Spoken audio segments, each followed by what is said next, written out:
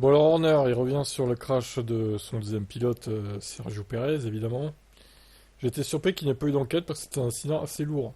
Kevin avait une roue à l'intérieur dans une partie de la piste qui ne se rétrécit jamais, et vous seriez attendu à ce qu'il recule, enfin, ou qu'il ralentisse quoi. Non seulement il a détruit la course de Checo et la voiture, mais il a aussi détruit la course de son équipier. C'est pas très malin. Ouais, bon après il accable pas Pérez vu que c'est son pilote, mais bon, je trouve que Pérez aurait pu aller plus à gauche aussi du coup.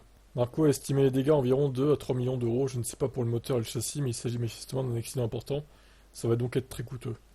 Il y a un long chemin à parcourir, donc nous n'avons jamais rien pris pour acquis dans le championnat. Cette course se gagne un samedi, c'est là que nous avons eu une mauvaise journée hier. Donc pour comprendre évidemment vendredi, nous avons eu du mal aussi, donc pour comprendre quels étaient les problèmes avec la conduite et les bordures, nous avons une énorme quantité de données à étudier, et il faut qu'ils s'améliorent, Red Bull, donc pour les courses à venir. Prochaine course dans 2 semaines, ils ont le temps d'apporter des évos, etc.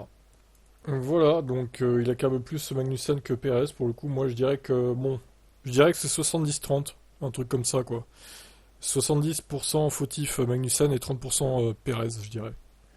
Mais effectivement, il n'y a pas eu d'enquête et c'est assez étonnant. Sachant qu'en plus, Perez et Magnussen ont beaucoup de points en moins sur leur permis. C'est peut-être pour ça d'ailleurs qu'il n'y a pas eu d'enquête. Pour pas qu'ils soient bannis l'un ou l'autre. Allez, ciao.